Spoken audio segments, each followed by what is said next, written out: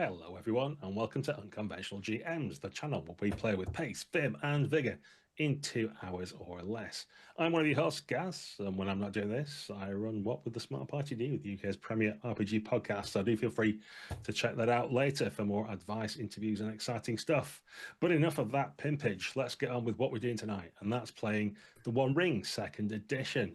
So I've assembled an international cast of players to go with the different races and ancestries they've got amongst the characters as well, to give that flavourful kind of different accents and sort of thing. That was the main goal behind it.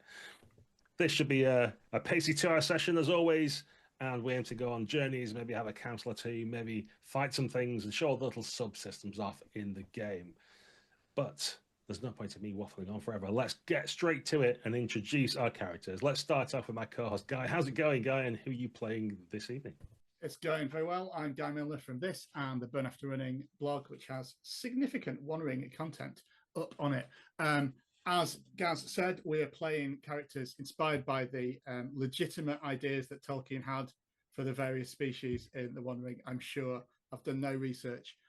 So as everyone knows, people from Yorkshire are basically dwarves of Durin's Folly. So I am playing Raging Stonefist. I am a dour, stout-faced dwarf who is looking forward with no little optimism to trying to protect the 3 foolish adventurers that he feels he's in charge of. A little bit world-weary. He's been around the block, crossed Mirkwood a few times, and he knows how dangerous it is out there, and he knows how dangerous it is when you have to accompany men and even hobbits on a quest. So he's approaching this with a little bit of trepidation, and let's hope he's proved wrong. Wonderful stuff. And someone who's no stranger to One Ring content, if you go back and check your first edition books and look at the credits, you may find Mr. Andrew Kendrick. How's it going, Kenneth? You good? Who are you playing tonight? Yeah, good, thanks. Yeah, as I was about to say, in a previous life, I was not only editor of the Lord of the Rings strategy battle game at Games Workshop, but also the line developer for One Ring First Edition. But tonight, I'm neither of these things. I am Durin here, Eaglenose, who is a stern and honourable ranger of the North. Certainly not a foolish adventurer, as the dwarf might think. I'm a seasoned adventurer of my own who has found himself looking after a young hobbit squire as we try and traverse the dangerous roads of Eriador and Wilderland. Wonderful stuff. And talking of that hobbit squire, that takes us to Sebastian. How are things with you? Hi, I'm fine. And I will be playing today Mentha Northtooks, and after her head got filled with all kinds of stories of grand adventures, she decided to look for said adventures herself, and found an unlikely companion that she could look up to in Sir Dunir. And yeah, is eager to learn all the tricks of the trade. Great stuff. And then last but not least, we have a new person on the channel for the first time. Ralph, how's it going? And who are you playing tonight? Yeah, things are going good. Hey, I'm Ralph, and I'm playing Gera, the daughter of Gotar, the king's seneschal. I grew up on the stories of heroism and the defeat of the dragon Smaug, and I really want to be in those tales. So when I had the opportunity to travel with Raging Stonefist, I thought that's a surefire way to get into those tales, or an early grave, but we'll see about that. I've told you many tales of men being slaughtered by the dragon Smaug that I know from my men. So there's no shortage of tales of the follies of men fighting dragons to wait for you. Wonderful stuff. And we find ourselves not too far from the Misty Mountains. The 4 of you have a patron who's Gnarl of the Iron Hills, an ancient dwarf woman famed for her skill in the smithy. She forged the axe that took the head off Azog, and the armour worn by Nain, son of Gror, and many other wonders besides that. She wanders the Dimrill Dale and is encamped out in a dell there, and refused to leave because she wants to recover the lost secrets of the Smiths of Moria before she dies. and that's the only place it can be done. She did send all of you on a quest because her great-grandnephew, Naldin, had been chatting around and going searching for clues and determined that there were some dwarves of Harlingen, the Stonebreakers, and they'd got a clue to some secret ancient records within a new secret way into Moria. In fact, they'd come back, old Thrain Stonebreaker, and he got some documents on curious dwarven paper that's, even after hundreds of years, still maintains entirely intact and is unfoldable.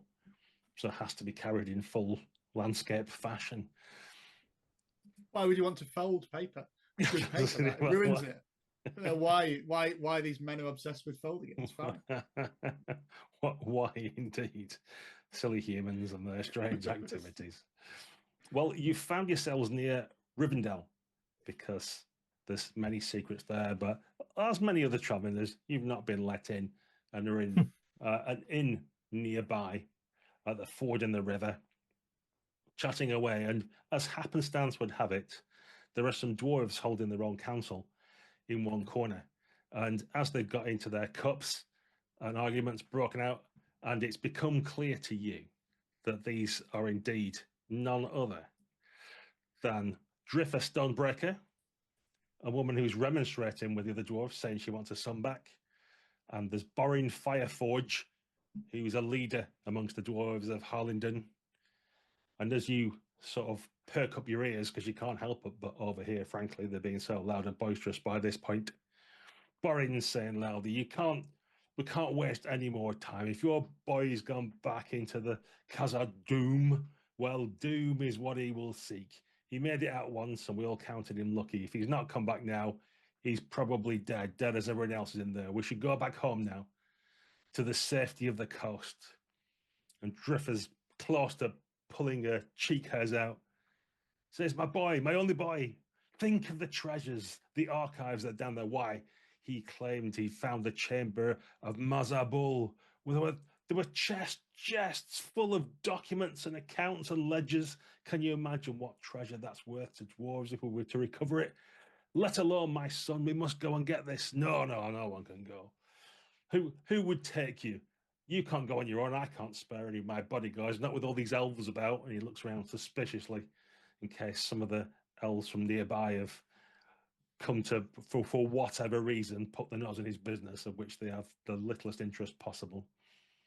That conversation seems to glance at you in the corner, all being strange, different shapes and sizes. Sorry. That sounds like I was going to say that sort of conversation has piqued the honourable nature of Durin here. The talk of a missing, well, I was about to say missing child, although it's probably a boy that is like 90 or 100. Yeah, 78 or something. Yeah, you're a young lad. So I'm gonna stride over. I'm gonna put my cup down and stride over and interject into this discussion. I have no social skills, so I hope someone is coming with me. I will be right at your heels. I will come with you as well. I think let's all go. Yeah. What is this?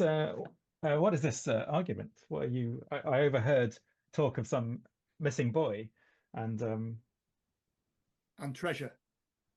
No. It was not the treasure that piqued my interest, Regin. It was the talk of the this missing lad, and perhaps we can be of some assistance. And I will put my foot up on a stool in a very dramatically heroic pose. We are brave heroes of the North. I would hear you tell us more about this predicament you found yourself in. Well, there is no predicament, says Borin. He's got a big fiery red beard that is waxed and oiled into a nice point that waves down the sides looking like an upside down flame. No, I must go home. I've no ships or men to spare. This woman, one of my clansmen, wishes to go on a fool's errand into Khazad-dûm, but who would venture there? There's naught but death and ashes. And treasure, I heard earlier. Priceless records and ledgers. We should be able to recover your missing son. As Reggie sort of steps forward, I think maybe steps in front of Durin here, like as a sort of trying to one up himself a bit. but ends up just sort of below his knee as he sort of gets in, significantly shorter than a ranger of the north. Well, as a dwarf step forward, the view of suspicion and stuff abates somewhat, and then risks resurging as they realise there's a dwarf in company of other people.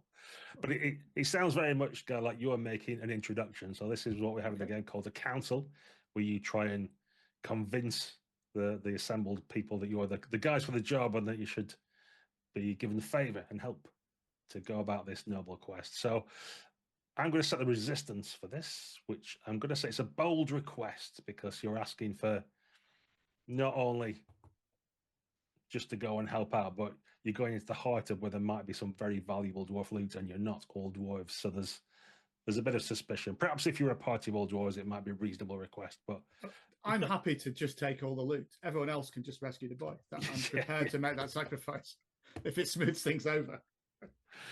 Cool. Well, as the spokesperson, you get to make a roll first, and you've made your introductions.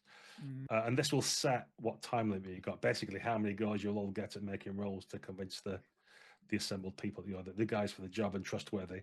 And you could choose out of or courtesy or riddle, depending on how you want to present yourself.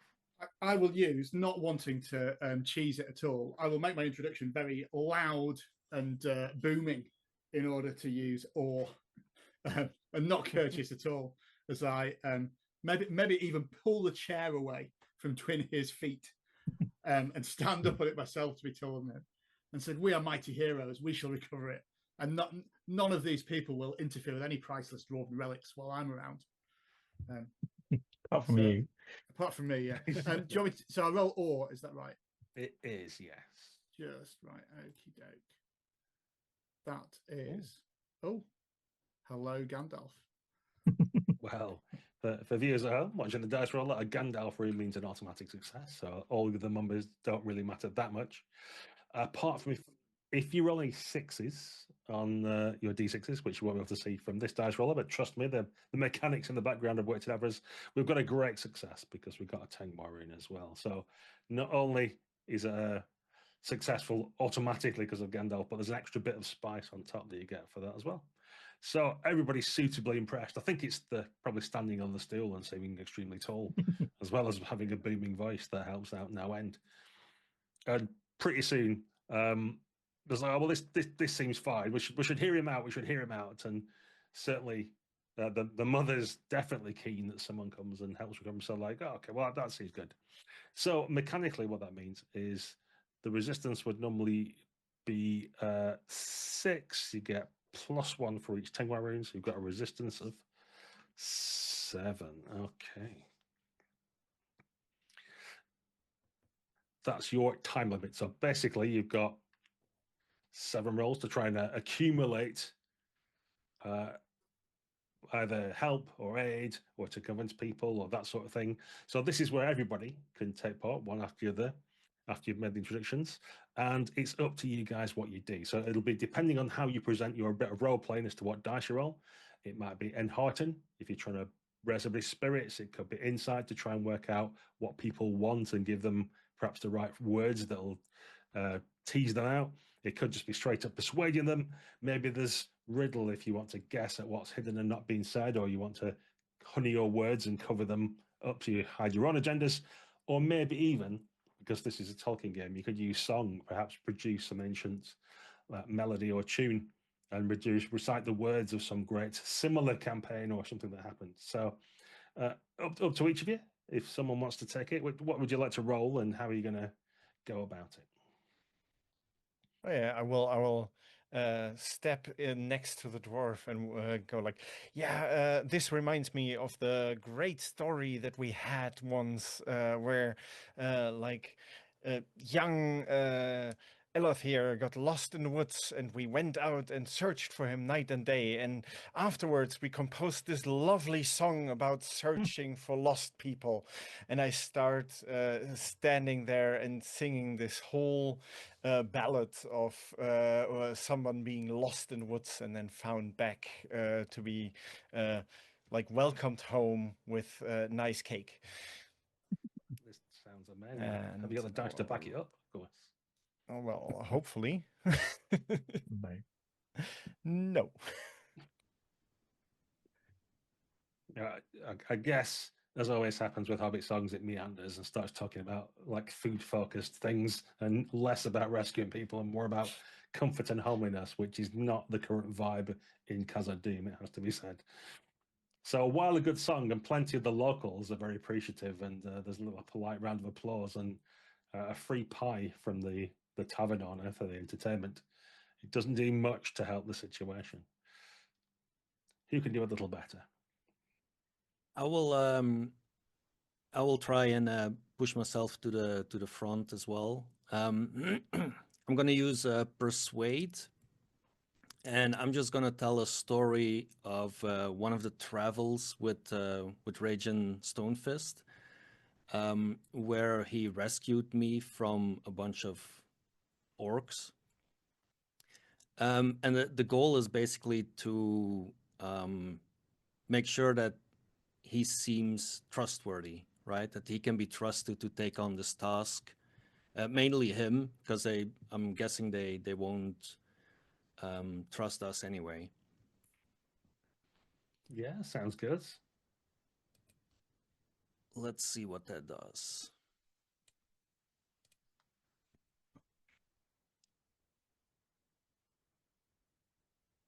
That is a success. Good stuff. So we have one success. They start to, now the songs have died down a little bit. They listen to your words, and a few of the younger dwarves who are merely in their 50s and 60s start to nod. I think, oh, that sounds very, very convincing. Although you notice there's still some stony-faced people around who aren't quite convinced. How about Is you, it Andrew? possible? I was going to say, is it possible? So I'm not the most what's the word? Persuasive of characters. I prefer to let my actions speak louder than my words. But is it possible to say use my lore? Could I recount some sort of knowledge I know of the kind of the veils around have exploring Moria to kind of convince them that we know what we're talking about? Is that a potential feasible thing, or am I going to have to stand on the chair and shout loudly with my oar? I will allow you to use your lore, but I'm going to say there's a 1 die penalty for that because your knowledge of the veils around here compared to the dwarves might not be as good as you think it is. Okay. In which case, I would like to spend a point of hope and invoke my shadow lore potentially to kind of counter that out if that's allowed. Yeah, well, if it's a trait that you think is appropriate, and I think it is as well, then and you spend a point of hope, you actually get 2 dice for that rather than Yeah, the but 1 that'll dice. so that'll count. But I was going to say that'll cancel out what. That's like one of the penalties, so you get +1 dice basically. Brilliant. Okay.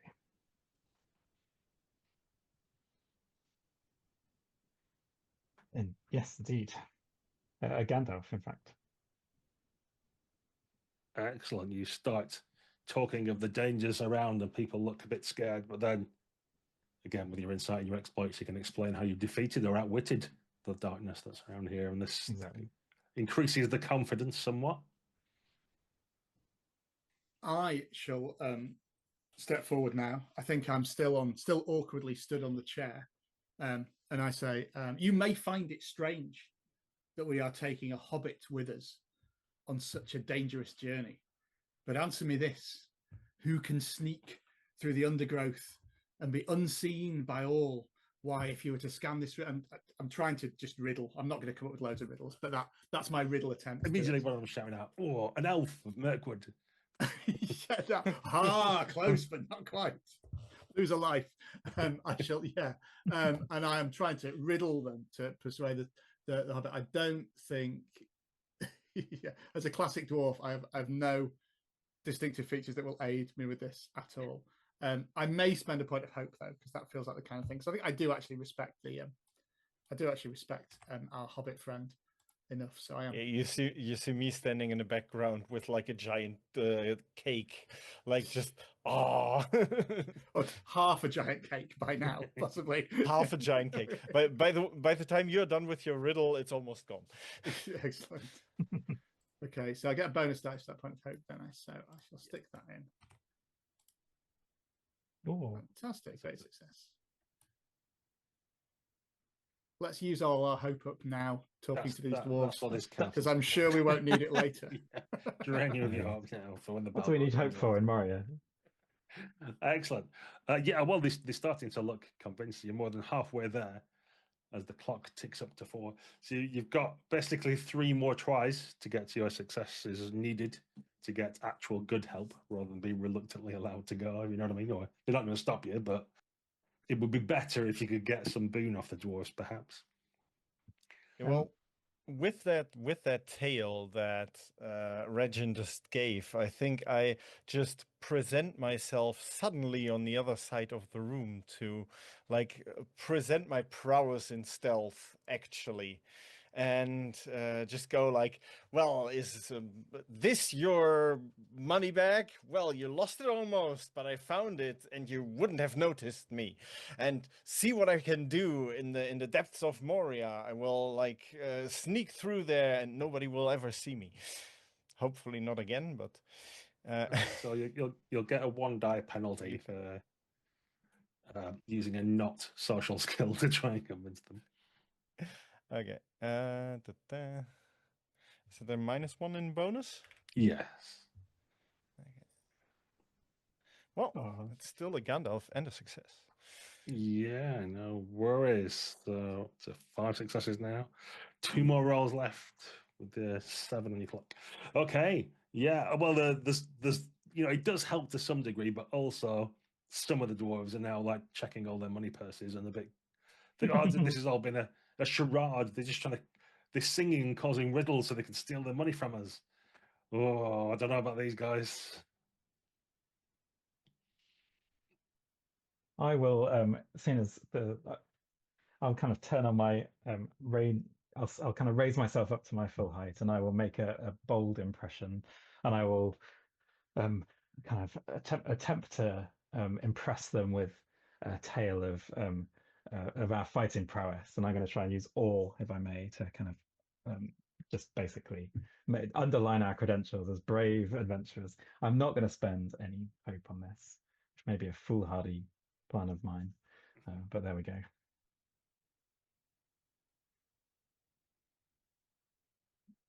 See, not a foolhardy plan at all. That's And exactly, and yes, exactly. So raising myself up to my full height of 6'6" or however tall a ranger is, twice the height of a dwarf, perhaps. Hopefully that will overwhelm them with our impressive credentials. It does indeed, and that's exactly now enough successes that you've convinced the council. So thoughts of the hobbit are put to one side as everybody looks at the towering ranger blocking out the sun from the windows. Like, oh no, yeah, this is the ranger. Yes, that's what is needed here, and somewhat modified. The dwarves kind of like then start discussing amongst themselves. Well, we've got to help a bit, I suppose. We should help in some way. And Firebeard kind of Fireforge, sorry, rubs his beard. Thinks, oh well, if you wanted, we could lend you. I could lend you a boat if you wanted to go down the river some way, and then maybe walk across the fells. Or I guess you could just follow the Misty Mountains down if you wanted, and in which case we could give you some nice hardy rations that we have for long journeys such as that. But yeah, something like that. And Drifter Stonebreaker comes forward with a document for you on fine dwarvish paper. So this is how you get in. This is how you sneak down the stair. And there's a cunning entrance, but I shall give you the charm which will open the door and get you in. And can I sweep not the documents, of course, but sweep some of the empties off the table and get the map of this area out, so we can all have a look at this map that we've actually all got in front of us here. Oh, so there's a lot of merit to be said for going down the river. That would be quick, although I'm not a skilled boater myself. What say you all? What is the or do we want to forge south through the foothills of the mountains? I'm no fan of rivers, but I'm no fan of walking a great distance in the sunlight either. We'll have plenty of walking to do once we get there, underground in Moria. Maybe we should take the boat. I mean, a boat would be nice and fast. How about you, Gera? You were raised not far from Lake Town, is that right? You perhaps a more accomplished on water than the rest of us. Yeah, I think it would make sense to do that. Although, I'm gonna defer to you as the person with the most experience of travel, of course. But my vote would also be for the boat. Yes. That sounds like a unanimous vote for the boat. Although, can we get a few of the rations for on the boat? Cake all down your front still. Yeah. I mean, the advantage of a boat is you can really load it up with Russian, so you can. Yeah, exactly. And you can sit there nicely in the sun while drifting down the river and eating. You'll be in the back of the boat with it kind of up in the air. Really? Okay. So I Okay. think that was quite an easy decision, I think. So Yeah, down the Loudwater it will be. you can see that Borin's not best pleased that someone suggested that you get both boons from him, but like the sense of bonhomie in the tavern by now has changed, and more beers flowed, and everybody's saying what a brilliant, wonderful idea is, and how great it is to have some other people that are going to go and help.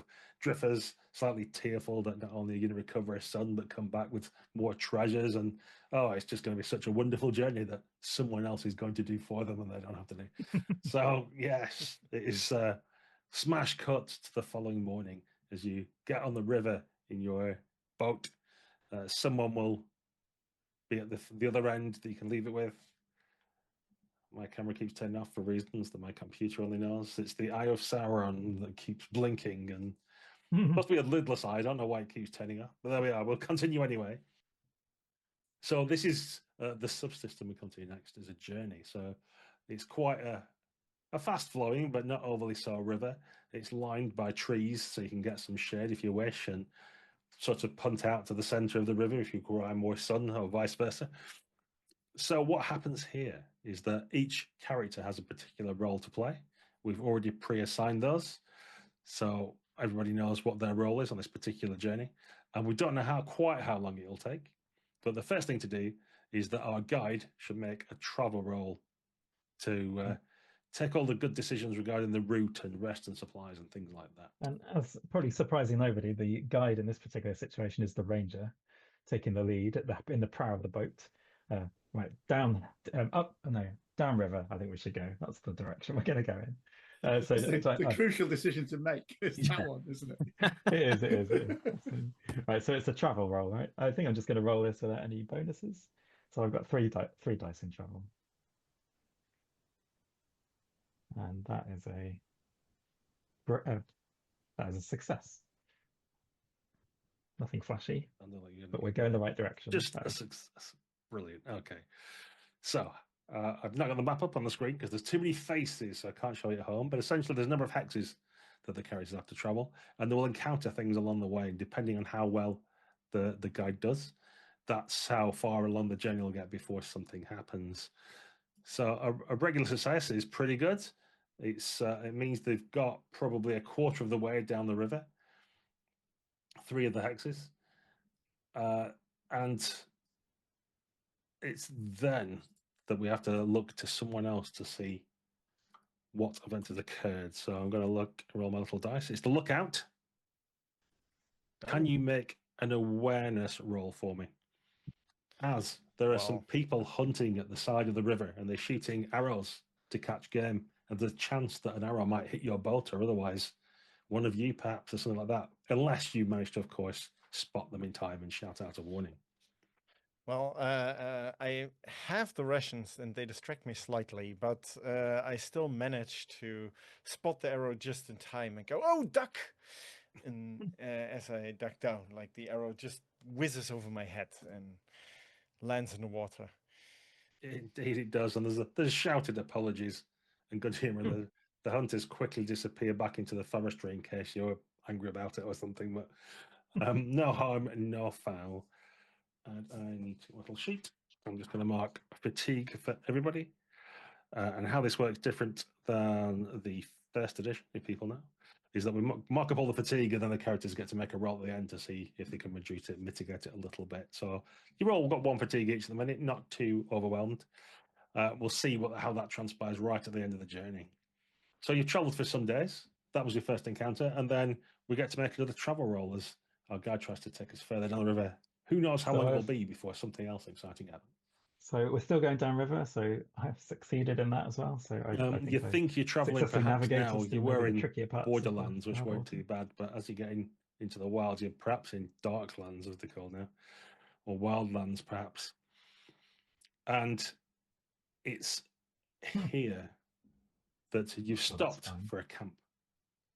And as you're taking some water and all the rest of it, one of you realizes that there's actually dead animals nearby that have been collapsed into the delicious spring water that you were drinking down might actually be contaminated. And it's down to the lookout again. Do you manage to shout out a warning as everything goes slow-mo and your entire company are putting this water to their lips?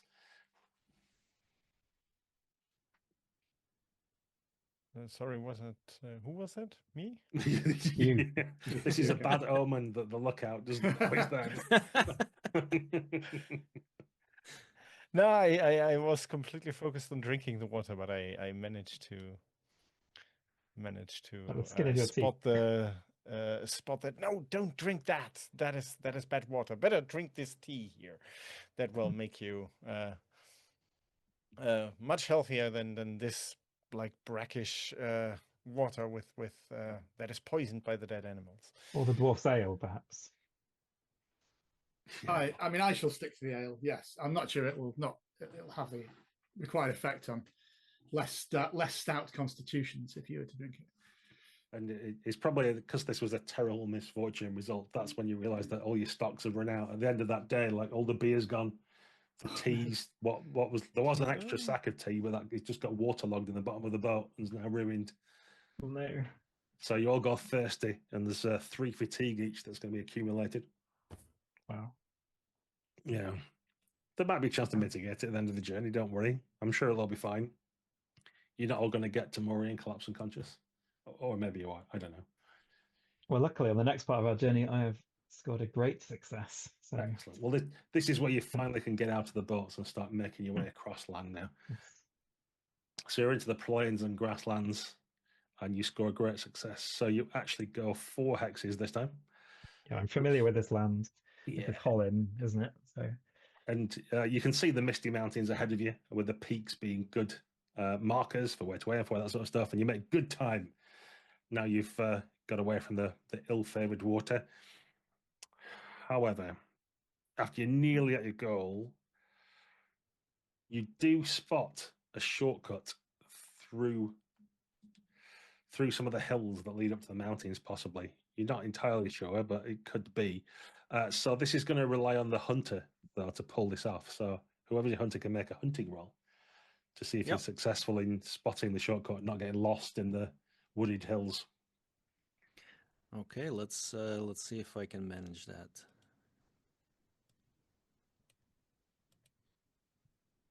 I can, yeah, with a great success. but also an eye of Sauron. Ooh, yes. that one. Tasty. Which is pretty impressive to get a great success, considering your feat dice is at 0 there. Yeah. So I shall tick up the eye's awareness of you all. But the good news is it's just 1 more fatigue, and it reduces your travel time by day, which doesn't really matter in terms of game terms for this one shot particularly.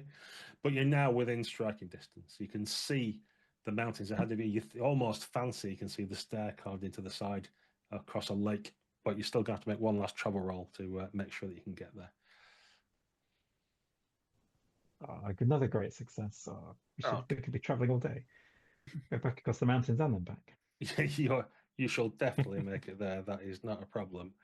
Let's have a look. But there is a mishap, however. Oh. Yes. So this is going to be for the scout to try and explore the way through. As you go through this shortcut and can see the stair ahead of you, you can see it in the mountains, you suddenly realize that there's orc traps all around. It was far too easy to have a nice cheeky route that'll go through. There's spikes covered with orc filth in pits, and saplings have been bent back at awkward angles. Can your scout find a way through without triggering any of the traps? Yes, well, I hope so. I'm going to use a piece of my gear, because if that's okay. because I have a Wanderer's Haversack, in which I had secreted a little secret supply of additional dwarf ale. So I'm a little bit more alert and have a little bit more of a spring in my step this morning as I try and traverse these orc traps. So that's 1 bonus dice, I think, isn't it? Yeah. From that. So yes, success. It's almost as if Gandalf himself is guarding you, as you can see the darkness in corners where you can see the traps, and the sun dapples the floor where it's safe to tread. And with that, you all make it to the end of your journey. I'm going to tick up, that'll be another fatigue there. Oh, 2 fatigue. So you're all potentially taking 7 fatigue for all the travels you've done, which is quite a lot. But the good news is everybody can make a travel roll to see if they can reduce that amount. Where another great success would be very helpful. Oh, an extraordinary success, in fact. Nope. No, I'm feeling the effect of that beer now, I think. So Not making you so sharp now, is it? Yeah. The good news is for 2 legs of the journey, you were in boats rather than walking. So I'll reduce the fatigue by 2 for each of those. And anybody who succeeded can reduce the fatigue loss by another 1. And you get another 1 for any success dice, but I don't think did anybody have any? I got extraordinary success. I got 2 successes. Yeah, so an additional 2 fatigue less for you as well. Can you do the maths for me? So for you, it's 2, 3, 4, 5 less fatigue. So you get 2 fatigue from travel. Thank you. And the most anyone will have if they failed, and everything else is 5. And numbers in between that, depending on how well you succeeded. Yeah. Okay, we're all happy with that. And lovely. So you're all quite tired, to be fair. You've exhausted most of your luxuries.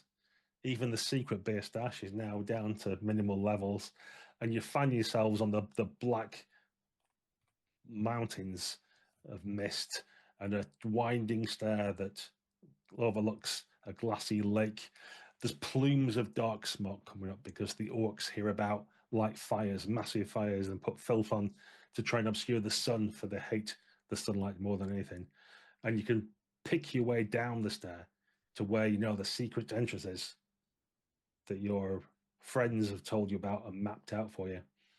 The bad news is, as you get there, is that there's some orcs camped out on that little plateau. And it seems they're completely unaware that they're in front of a secret door. But just by ill luck, they happen to have camped out. There's a couple of weaselly little goblin scouts that are busy rubbing their arrows in something best left unmentioned in this PG-13 adventure. There's 4 probably brutish soldiers, really, just warriors of the tribe, and then a couple of guards who are encased in mismatched black and steel armor that's crude but effective all the same. And they kind of swabble amongst each other, but not looking like they're going to move off at any time soon. What approach do you take? Do you try and ambush them to fight them outright, to scare them off? What do you do? Yeah, I would always be for sneaking around. Like, why should we fight if we... Will they tell tales of sneaking around? I think they tell tales of heroics, right? I'm up for a fight. No, they will tell tales of people who are alive at the end. True. I've heard many tales of people dying. I've told Gira, I've told you many tales of adventurers being killed, haven't I? You have, but we have you, so I'm not worried. Yeah, let's not aim for that though, as an outcome. But I'm also in favour of perhaps because this might be our escape route as well, and if there are goblins camped here, that could be problematic on the way out. I assume you have no love of orcs and goblins, do you, Regin? So love for orcs and goblins? No, that we should wipe them out anyway. Okay. If it weren't for you, I'd already be among them. Perhaps if it weren't for deferring to the discussion, I'd already be among them with my axe. So perhaps we could take advantage of Mentha's stealthy antics to launch an ambush on them. Yeah, I wanted to say like some trap of some kind, or backstabbery. A trap between my sword and Regin's axe, perhaps. Yes. Yes. We shall sneak up on them and then charge in, screaming a battle cry to frighten them Sounds or something. What if we combine both and like some of us sneak to the side and attack them from the back while Regin and I attack them from the front? Maybe is that an idea? Sounds like an excellent plan.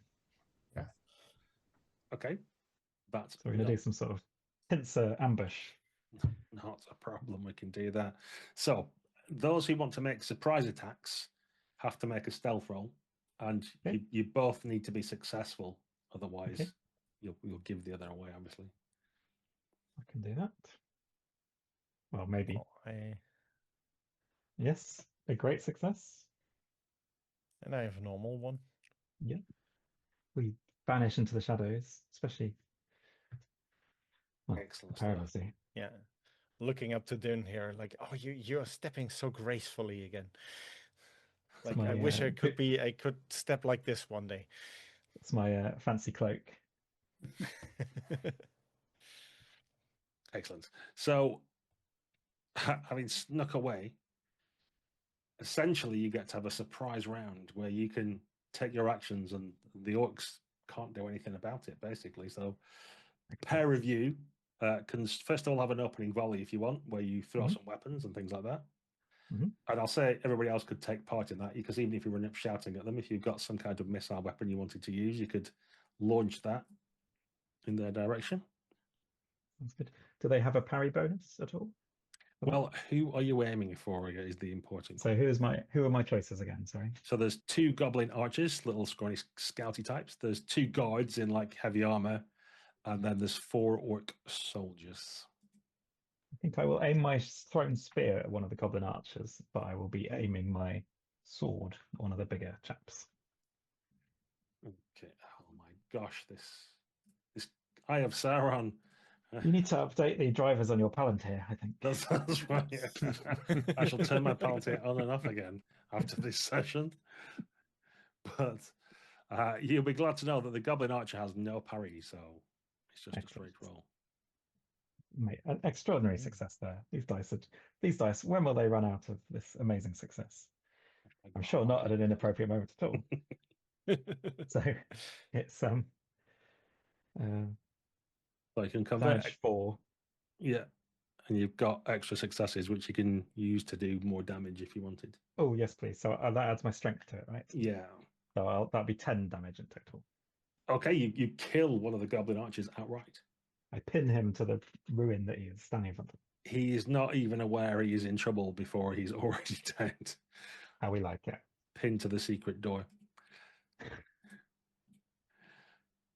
Yeah. And how about you, Hobbit? I will aim at the other archer, since they are the most dangerous for us at that immediate moment. Let me see. They're most likely to run off and alert. No, my shot goes wide, lands somewhere in the trees. And how about the other 2? Do you wish to have an opening volley as well? Yeah, I've got a query on this. I think I know the answer to it. Could I do an intimidate foe instead, or do I need to be in forward stance to do that? You need to be in the stand, so all right, I'll throw a spear at them and hope that's intimidating enough.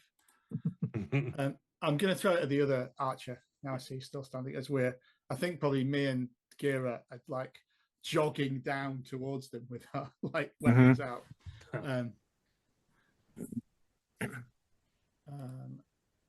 Yeah, great success. That will be that's 11 damage. Nice. And the other archer is skewered on your dwarven spear. Amazing. Ralph, have you got something to throw, shoot, or otherwise hurl? I have a short spear as well, which I could throw. I'm just wondering, is that the die next to the weapon that I should use? Yeah. So I rolled a failure. Okay. No worries, your spear skitters off down the black rocks, maybe to recover later. Okay. So typically in One Ring, we'd have one set of approaches for everybody, but you've just split and do partial ambush and partial running up, which I think is fine.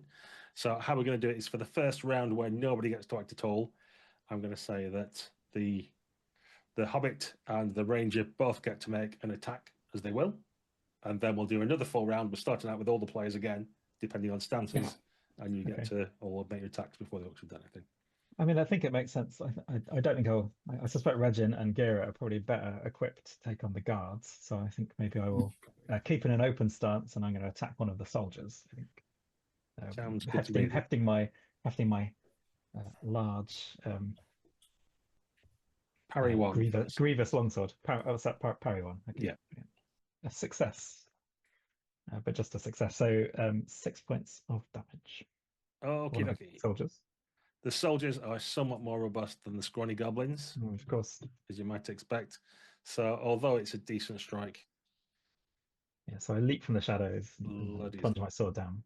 He shouts out in alarm and tries to pull out his scimitar from its loose holding. And Mentha, you get a strike as well if you want. Yeah, can I shoot again? Like go in reward stance, stay there and shoot, pepper them with arrows. Yeah, I think your abilities mean that you only need one person to be in front of you to be able to go rearward, so that's fine. Yes. And the reward stance gives me a bonus die for shooting or not? Only if you do a prepared shot. Only if you take an action to do a prepared shot. No, then I just normally try to shoot and yes, hit the same. I wanted to hit the same one that Durin is attacking to definitely take him down, double down on the one. How much damage do you do? That is normal success, so damage 3. Okay, so this orc soldier's been battered and bruised, but he's still swaying on his feet and doesn't want to show weakness in front of his comrades. So he's still fighting fit, so to speak, or still making the impression of being. So we have 4 soldiers left, one who's grievously injured, and then the couple of guards have lurched into action. And now everybody's in the fray as there's squeaks and scrolls and hoots from the orcs. You don't know how long you've got before some help arrives them, perhaps. You have to dispatch them. So the first thing that happens for you guys is you decide which stance you want to be. So it's an abstract combat system. And if you're forward, it means you're getting really stuck in and be in the middle of the fray. If you're an open, that's kind of a balanced approach, not giving up your defense or anything like that to attack. A defensive stance will be hiding more behind your shield and striking forward. And rearward is you're hiding in the rocks above and letting your friends get in the way and run interfering. Okay, it looks like we've all decided. So we'll say one each of the guards will attack Gira and Stonefist to try to engage with them. Eagle Nose has a soldier. I guess he's already slightly injured. And then there's one soldier each for each of you to jump in a fight as well. Yeah. So a couple of orcs attacking everybody who's not the hobbit up in the hills with his bow, trying to stay out of trouble. And the players get to go first, and we go by stances. Forward goes first, then open the defensive. So either Stonefist or Gira, who wants to make their attack? So I've selected forward stance just for your benefit, because that'll add a bonus to your thing. It's on on the character sheet, you want to click your stance, and I'll help you. And then I'll roll to hit. What parry is it for the guards, the big guys? The guards have got a better parry even than the soldiers, I think. Let me just double check for you. Yeah, the guards have 2 parry. Well, that is not enough. They will discover with an extraordinary success. Which means, yes, that's plus 14 damage. That's 20 damage. How does this orc guard die? Messily, I imagine. Yeah, I think it is. I mean, they describe it as heavy orc armor. It's not heavy armor though. They can still like stand up and walk around in it. And crucially, there's still a bit of neck exposed, which my long hafted axe. They are tough. These. It takes sort of 2 swings back and forward to sever the head, but it goes rolling off. I think hopefully it can fly off towards the Hobbit. That'd be my ideal. So there you go, meant to write a song about that. Excellent. Ralph, can Gera do something equally impressive? Are you targeting the guard or the soldier? I'm targeting the soldier. Okay, just one parry for him then.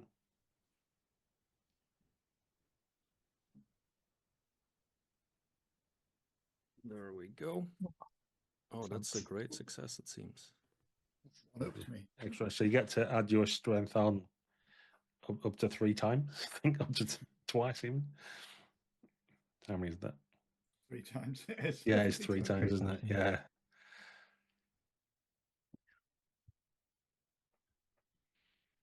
So what's the damage of your weapon, and then you can add your strength bonus 3 times. Oh, sorry. So the damage of the weapon is 4. And then my strength rating, I think, is 5. Okay, so a total of 19. How does this orc soldier die? Well, I'm imagining that Rajan and I are like back to back, and I just dart out really quickly and almost like an elven dance that I've seen in the past, and just slash the throat open and return to Rajan's back immediately after that. Sounds amazing, and very, very cunning of you to do the elven dance when his back was to you, so he didn't get to see it and get offended in any way. So, that's very well done. Okay, Eagle Nose, you have both a staggering wounded orc soldier in front of you and a nice fresh one who's looking to carve you up. This might be slightly foolhardy of me, but I'm going to ignore the wounded one because I'm confident that Mentha has my back here. So I'm going to slash, carry on the momentum and try and slash into the unwounded one if I can. So was it parry 1, you said? It was, yeah. And still is. Oh, it's a miss. It's I slightly misjudge and overbalance there. Yeah, he thrusts his wounded comrade into you, knocking you off balance slightly. And Can I do injury to him? Can I do injury to him instead? Well, someone can, and now we've got to rearward stance. So Mentha, you can take a shot. Am I too bold to suggest it might be the wounded soldier? It is the wounded soldier, but I will put like a little hope in because Dunir places some faith into me, and I won't them down. So that would give me 1. Target's parry is 1, right? It is. Soldier. Whoop, success. So that would be 3 damage, just normal success. Which is exactly enough to kill that soldier. Okay, perfect. So the arrow goes through the throat, and he gurgles a bit and falls down. Okay, teamwork makes the dream work there, Mentha. That's how you do it. He tried very hard, did that soldier, but the fates were just not kind to him. Very well. So now there's orc bodies everywhere and blood. There's a clatter off the narrow walls that's echoing down.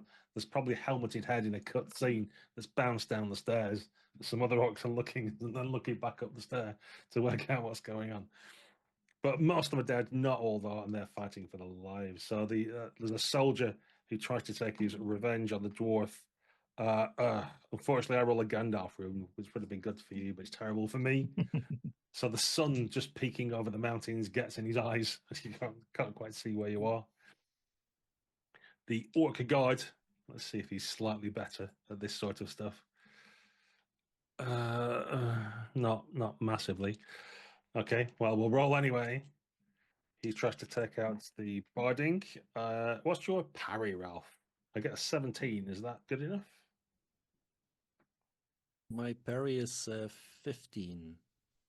So yes. It is indeed. At last, I get to do some damage to you all before you have your glorious success. So you take 3 endurance damage as these wicked scimitar scrapes across your thigh.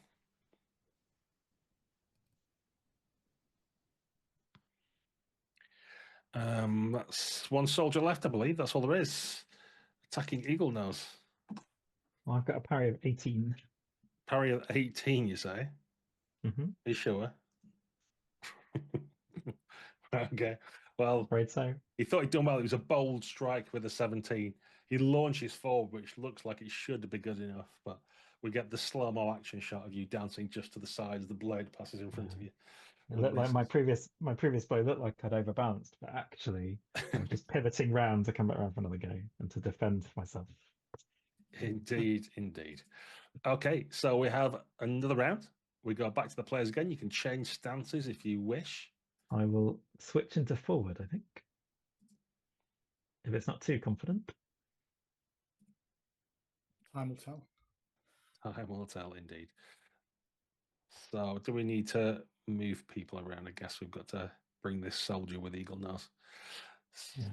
So just one opponent for each of you now, where you did seem outnumbered at first. In a matter of seconds, there's bodies and black orcish blood making the stairs slick. And now they're trying to look at how they might get away or raise the alarm. So can you do enough to take them out before this happens? Or what will go on? Stonefist, what can you say with your mighty axe? I shall let my axe do the talking. Indeed. Parry 1, is it for the soldier? For somebody? Soldier's parry 1, yeah. Oh, that's just 6 damage. Okay, it's a fell blow, but not enough to down him. He looks somewhat relieved as the headless corpse of his companions nearby. You only half severed his arm, which he feels very relieved for. Giera, you've got an orc guard still on you. He's got parry 2. Yep. Coming right up. A massive swing, I hope. It's a success at least. So that's 4 damage for you. Yep. Okay, this is a less impressive strike. The guards are made of sterner stuff. And although you've slightly wounded him, he just grins at you and says, "My turn soon," in a guttural sort of voice. And then Eagle knows you have a soldier still trying to... I do, and I strike him with having perfectly set myself up with my miss last turn. I get a great success this time, so that's 12 damage to him. That's exactly enough to kill him. Does anything spectacular happen? No, perfectly, we're not showy. Rangers aren't showy. It just cuts him. I cut straight through the center of his chest and into his black heart, and he topples back off the blade and down the steps quietly.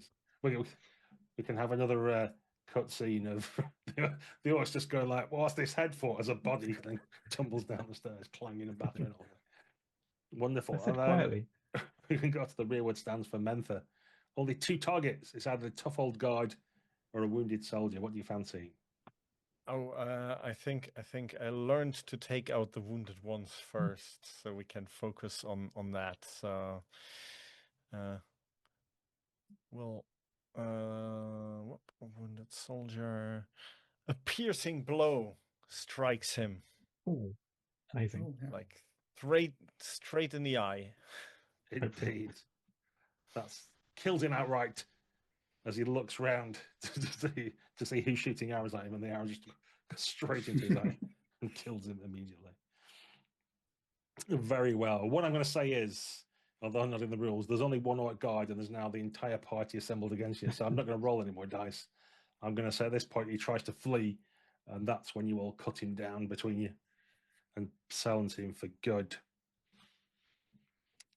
Quick work you made of that orc patrol. Yeah, a matter of seconds that was. Nary a scratch. In fact, it was getting here was more inconvenient than the entire battle of orcs. You now feel on safer territory. And with that, you can pull out your dwarvish chime, speak the words, spot the cunning door where it is hidden, and slip inside and close it behind you before the orc reinforcements come clattering up the stairs, now baffled as to what's happened to the companions, but delighted that there's free loot as they start rifling through the bodies and taking the best arms and weapons. So as we enter into the darkness of Khazad-dûm, and another journey awaits you to pierce into the darkness and find the ancient dwarven records, and perhaps a missing boy as well. Depends on individual motivations of characters. We shall take a break. You have a chance to pause behind that stone door and take out your rations and maybe drink the last of the beer, and we will go for a drink too. So thanks for watching, everybody. We're going to take a short break. It'll be a matter of seconds in the edit. So do join us again for part 2 very soon.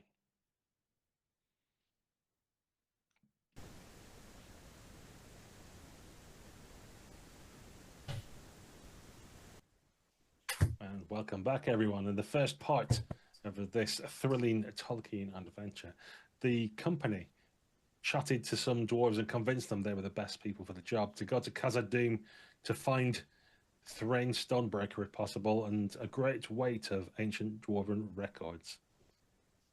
They travelled and avoided most hazards, although things tried to beset them. Gandalf protected them, and they arrived to find a set of orcs unfortunately sat outside their secret entrance into Moria. But due to their skill and puissance at arms, they rushed forward and dispatched them in short order, and we left them hiding behind a door about to enter into the darkness of Khazad-dûm, and that is where we shall pick up another journey. So the new rule in Moria is that you don't have one particular role, the role of hunter. Instead, you have a delver. So the characters have switched around which roles they might be presenting, but it'll be very familiar to the first journey they took, except now it's dark and underground, and the hazards and the things that might happen are quite different. So you can imagine miles and miles of an underground city, half shattered, burned in rubble, ruins, some bits maybe still pristine, riddled with goblins, orcs, and even worse creatures. But you know where you want to head. You have scrolled notes about the chamber of Mazarbul, which lies off the North Road, somewhere in the western portion of the Darrow Delph, north of the road. And so it is that you start to make your way there. And so it is also that we look to our guide on this journey. Who's the guide for this portion of the journey? And can you make for me, please, a travel roll as you try to make some decisions concerning the best route forward? Yes, it's clearly this way, I say boldly. So I'm gonna spend a point of hope on this one, and use this distinctive feature that I just received. So yeah, so I guess it's 2 additional dice because it applies to a distinctive feature. Yeah. And that is again an eye. Eye of Sauron. It is. Who would have thought? It's kind of my calling cards actually in this game. I roll them all the time. Delving into Moria. Who would have thought that the Eye of Sauron's upon you? I'll just tick up the high awareness. You don't have to worry about that just yet. I'll keep a note of that. Thank you. Wonderful. You start to make your way through this ill-used passage and into the depths of this huge, vast city that sits beneath a weight of rock. It is a success, though. So you travel a good few miles. 3 miles you make it into the depths before there's an incident. This is a dark place, of course. So when I make my roll to see what that is, it's ill-favored. And yeah, you come across what you think might be a shortcut, possibly. You're not entirely convinced. It's up to your scout to try and explore and see if they can find a way through, though. Who's the scout for this portion of the journey? Scout would be me this time. So I'm rolling what? Explore. Yes, please. Or shortcut in Moria. That's going to be fun. Looking around for shortcuts and actually finding some good tracks through the ruins of the great dwarven city. Great success, no problem. Yeah, you've spot that there's an earthquake at one point, or something has happened to these rocks, and a corridor is lined up that shouldn't do. You have to jump across, and we'll save jokes about dwarf tossing or other things to the movies, but one way or another, you make your way across the vast chasm, as deep as it is, because it's quite narrow. Your little hobbit finds a point across, and you've shaved a mile off the journey, at least, you think. Although it's hard to tell down here in the dark and so forth. Keen eyes, Mentha. I guess is this like a bit like a burrow? I've never been in a hobbit burrow, so I imagine this is what it's like.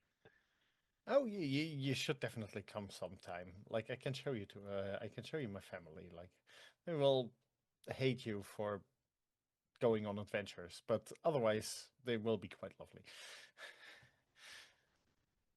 Well, you can't have everything, can you?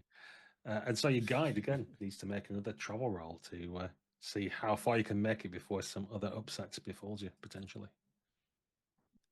Okay, I'm gonna do the same thing. So spend the hope again, and showing off my leadership clearly as I'm guiding you all through this maze of tunnels, and hopefully not roll an Eye of Sauron this time. Oh, it's a great success. A great success. You'd be glad to know that you've traveled 8 miles underground. Amazing. Well within the Dereldralf now. Happy that surely now you're on the main road. It can't be too far before you'll find this. Oh, Is this taking place over a number of days? Are we having having to camp underground? 8 miles doesn't seem that long, but actually it's a mile and a Yeah. day that you make. Yeah, I don't like the thought of. I'm more used to sleeping under the stars, not under the stone. I'm sleeping soundly for the first time since we set off. I bet you are. But at this point, it becomes, at first you brushed it all off and you thought maybe that's, we were just imagining things, but there's just watchful eyes everywhere. You're all starting to feel it now, and that becomes almost certain that you're being followed and watched and traced at every step. Perhaps they're gathering numbers for some sort of ambush. It's an overwhelming almost feeling of a despair, but your delver can make a craft roll to see if you can find places to hide, maybe cunning lookout spots and other things that the orcs have not discovered, that you could hide yourselves away and away from the prying eyes. Yeah, I should be testing for secret doors using a tiny little hammer that I tap on and listen to see if it's safe and go beyond as I try and craft this. Yes. Never mind, Sauron. Problem. Yeah. Well, there was definitely a risk of the party receiving lots of shadow points and becoming miserable and such, but no, you've got a dwarf with you, and for a reason, because he can find his way through and keep you out of the way of the prying eyes. It feels that you're very close now, as everybody looks once again to your guide to see if you can plot the last bit of course. You're definitely within striking distance. You feel surely it can't be too much longer as the weight of darkness crushes you. Not crushing me, I say boldly. It's another success, so. Yeah, lovely stuff. You're definitely going to make it to where you want to be, and then over the next, well, let's have a look. Yeah, you travel 6 miles, it turns out, going backwards and forwards, reaching rock falls and things like that. When you thought you were quite close, there's just twists and turns, and it really is a maze down here, much more than you thought it might be. You're happy at one point to stumble across an old well, but then realize that the earthquake you'd seen before has cracked all the way through to here, and it's empty as you put your bucket in to try and get water out. But there's a way down and a light from a light shaft beneath, and you realize there's another little shortcut that you could possibly take here. It must be easy. Surely there's nothing waiting down there to ambush you. So could you look out for me, make an awareness roll for me to double check as you go through these last nooks and crannies that there aren't hazards unseen in the dark? Just drop something down there to see. That's it's a time-honored way of checking. Yeah, that's me. I'm gonna look out. I'm gonna spend a point of hope, I think, to call on my shadow law for to keep an eye out for any trouble. Yes, indeed.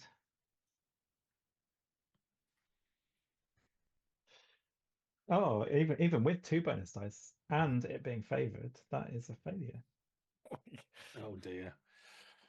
It's the long dark of Moria. You call people back, even though you could have had a quick shortcut there. You just see movement, shadows in front of the light, and realize there's a trap, and you'll have to take the long way around after all. When you thought you were nearly there, extra days draw out. Everybody in the company gets 2 shadow points from dread as you start to feel somewhat worn down by this experience, and the reach of the adversary starts to pluck at your heartstrings. Can you, just for a bit of flavour, each describe how that manifests for you all? I think for me it's the... Oh, sorry. Right. Like I said, I'm used to traveling, many miles a day above ground, and it's just the kind of oppressing weight of being underground. These kind of tunnels, as beautifully crafted as they are, they're not crafted by my people. They're, it feels this crushing weight is just bringing this claustrophobia onto me. Yeah, while walking around, Regin is still confident and sprightly. When he sleeps, although he himself sleeps soundly, you hear him whispering dwarven words of greed and longing, and see his fingers clutching at the ledgers and treasures that await him down here. Sometimes he awakens and he's crawled himself further deeper into the edge of the camp, as if he must be the first to reach these treasures that we search, and the missing boy, of course. But it's only the treasures he thinks of when he sleeps. I think. Well, oh, sorry, go ahead. No, go ahead. So as I read and was told so many stories of heroism, they actually never spoke about these dark tunnels and all this, the shadows and everything. And so fear creeps into my heart and starts making me question if I am, the leader that is going to work towards those tales, or if this maybe is not for me. And I'm just thinking of good meals, but also like with these almost stale breads that we have now. This is like no life for a hobbit, and I'm just at one point I'm just imagining holding this golden cup that this dwarven made like centuries ago, and it's just like this amazing cup full of like nice good beer or wine, and like just imagining like almost like taking it, drinking it, and then just in the last moment realizing that I'm drinking like some stale water that was in a puddle somewhere. And it's like thinking you're going to eat a grape and it turns out to be an olive. It's just not what you want, is it? yes. Very well. And despite how downhearted you are, or the shadow starting to touch your hearts, you are somewhat pleased a little later when traveling along the road, as it's called, the main road through Khazad-dûm, you happen across a huge hall. And your hearts perhaps lift a little bit, as this is it looks like the chamber in the description from your scrolled notes you received from the dwarves. You found yourself no less in the 21st hall. It's a great cavernous chamber, a strategic location, some might say, in Khazad-dûm, as it's close to the road, the stairs to the upper levels perhaps, and even the old city proper. There's a steady draft of chill air that blows from the east and disperses through the passages that branch out from it. The cunning make of the dwarven light tunnels and aqueducts and other things also allow air through down here, so it feels nice and fresh, although it gives you all a shiver to be suddenly chill. The sounds of your footsteps are echoing in the hall's vastness, and the darkness reigns supreme at night, so even with a torch out, you can't see quite where the vaulted ceilings end. However, down the far side, you can see that there is perhaps what you seek. There's definitely an impressive chamber of the far end of the hall and to the left as you pad your way through, your footsteps echoing loudly around you. You're crunching suddenly on broken bones as you realize that orcs must have struggled over this place many times over the decades, and the place is absolutely littered with the desiccated corpses of goblins and such. And you also see the signs of orc spoil. So although there's many dead, there's definitely orcs that are hereabouts still, although not necessarily straight away in this chamber. To your right, as you head down, you see these huge lakes, for want of a better word, pools, I guess we call them, but they're so big and well crafted by the dwarves, they appear to be large lakes. And the water looks glassy and perfect. And you don't get the smells that you normally get of the brackish bits and pieces you found. You wouldn't be surprised if this is cool, clear mountain ice runoff water, and perhaps fit to drink. There's weird statues in it though, like huge stone toads that seem oddly incongruous with the other angular carvings as such of the dwarves, but they're a fine craftsmanship all the same. Do you pause here? Do you tarry? Do you look around for orcs, or perhaps search further afield before pressing forward? Or are you eager to get to your goal and enter the chamber of Mazarbul straight away, eagerly? I mean, we do need to refill our water bottles, don't we? But something is niggling at the back of my mind. Can I make either a lore roll, perhaps, or a craft roll to kind of examine the surroundings here? Do I know anything about this chamber? Can I examine the work of dwarves' work of the shadow? See if there's anything that is the work of the shadow here, perhaps. Yeah, definitely. Yeah, make a lore roll. Brilliant. Can I ask a clarifying question for a minute? How much shadow did we get before? Was it 2 points? It was 2 each. Yeah. Yeah. Okay. And when a hope reaches our shadow, that's a bad thing, right? Mine is quite close, so I won't spend any points up. Thanks for pointing that out. Yeah, certainly for the newer players, I should make clear that yes. if you spend a lot of hope and it equals your shadow, then you become touched by darkness. Yeah, Yes. but I So will. Okay, I I think just in time. I think I will see that you are looking around, and I will shine a little bit. Oh, no, you're too fast. Sorry. We're good. You're good So to have. We're good. I make an extra. Thank you for your. Thanks for the thought, but I get Like an extraordinary success on my law. Rummaging around like I have a torch. Yeah, you have a good look around. You're surprised based on everything else that you've seen, which we happily montage past very quickly. But the rest of Moria quite often looks in ill repair and disused. But here, it looks fairly untouched, aside from the floor, which is obviously littered with the signs of goblin conflict. The actual craft work and the pillars and things around it, they're largely like polished black stone, smooth as glass, and things like that. And it looks not defaced like other things do. It looks in good stead, which probably makes you optimistic about what might be near and beyond.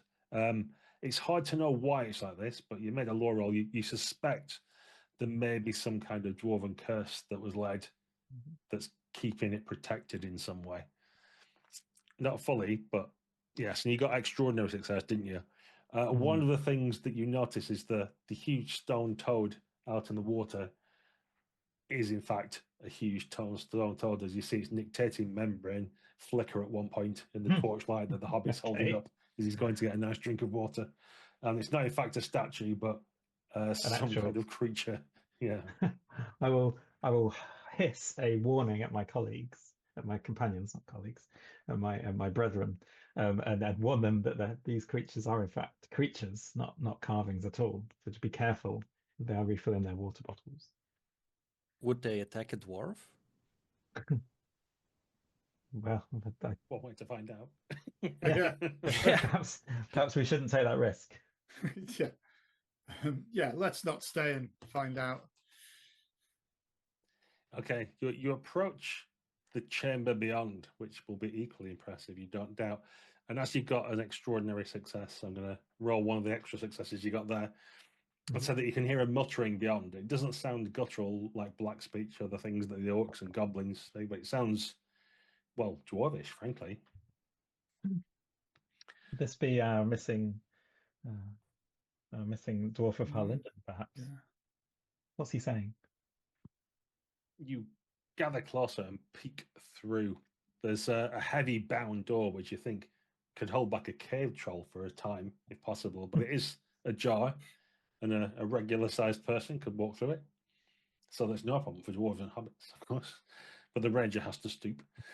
What a curious turn of phrase you used there, Gary. Yeah. I'm sure we won't need to test that theory. It can hold back say for the sake of argument. Perhaps you should go first, Redden, in case it is one of your. I shall like step through cautiously and say, friend, we come to rescue you. Excellent. Well, you pull back the door, realizing, of course, that it's a dwarven door. It's in fact stone, but on beautiful hinges that noiselessly swing forward. It's just been crafted in the front to look like it's made of wood with cunning incisions and carvings. But it slides back with no problem as you stand forward announcing yourself.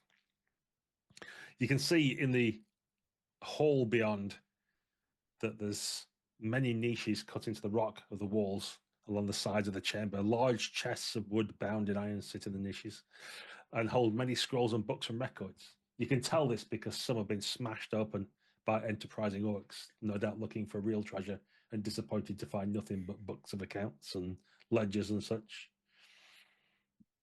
Amongst them sits a dwarf. He looks round wide-eyed and manic, and he speaks to you in your own tongue, saying, "This is mine, all mine, stay away from it." His eyes are as big as saucers, even in the sudden light of your torches. Can you make an awareness roll for me, please, Guy? It can, yes. There won't be very many dice in this roll, though. That is a failure, unsurprisingly, with my awareness of 0. Yeah, okay, so there doesn't appear to be anything beyond what I've immediately said, but he seems he may have fallen to shadow or something, it seems. He's definitely clutching. As soon as you come, he clutches all the papers he can to him and holds them to his chest, and they're mine, mine, almost hissing at you. I'll step forward and say, like, hold my hands and say, "Look, they belong to the dwarves. Yes, you're right. We're here to take you back to your mother. She's terribly worried." Mother? There's no mother here. No, she's back on the surface. She's worried about you. What's he saying? Is he a threat? But he's not. I don't think he's very well.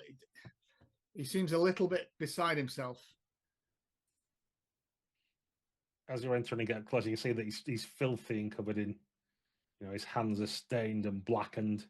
His hair's wild. His beard's just an explosion on his face and filled with bits and pieces. And although the main hall itself looks, again, pristine around, the floors covered in all sorts. It looks like he's been obviously squalid, living here for some time and not caring about himself or his environs, or to even taking care of the precious pages. As you see, some of the records folded at rakish angles, not even like in half. Like, hold it! I shall shout at him and say, "Unhand those records with your filthy hands. Have some pride." There's a hobbit behind there. What's he going to say of the dwarves if he sees you in this state? Yeah, I come in and look at him and like, hey, it reminds me of my Uncle Edward from my father's side. He ate the mushrooms once, and he just looked like it after a week in the forest. I guess you're angling for an awe roll there, Guy, to try and. If you insist, I shall shout to berate him. Just do it for flavour if you want, and not roll any dice. Yeah, I mean, I was going to shout to him anyway. Great success. So, Yeah. Okay, you're shouting definitely. Suddenly snaps into some kind of sense, and he like looks around and releases his grip slightly on some of the papers.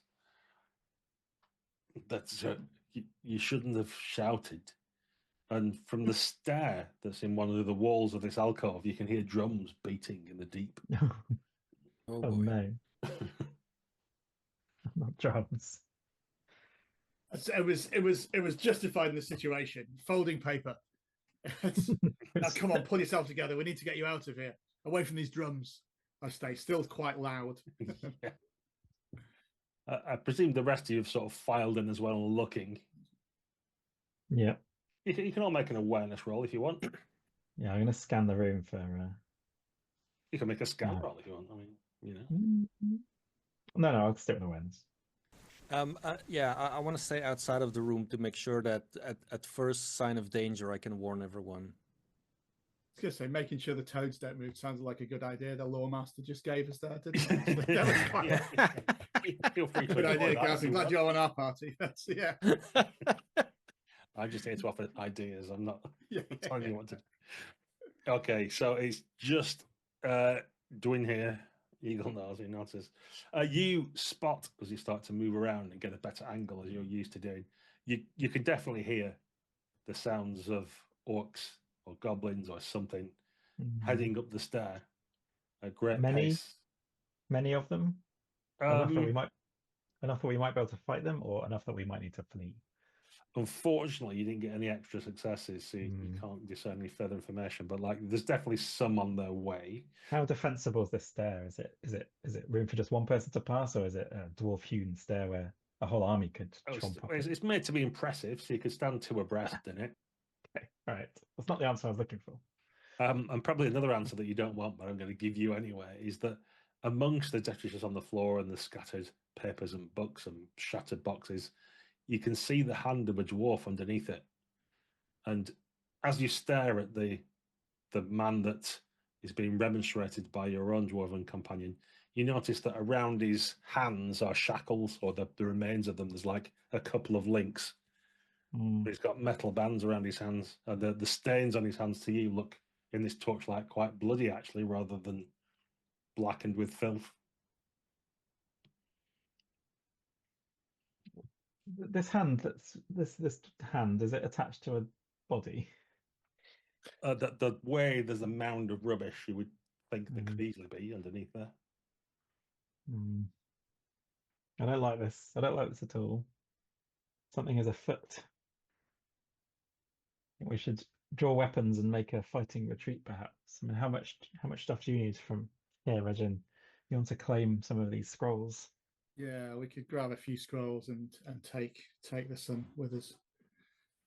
Take the biggest map that doesn't fold, and let's bring that. Yeah. So is he shackled to something? Is he chained to something? Or has he escaped? No, it looks like he's like severed the links. It looks like he was chained up at some point, but now his hands. All right. What were you chained? I'll ask him. What were you chained to? Where were you Where were you prisoner? Prisoner? No, I was working.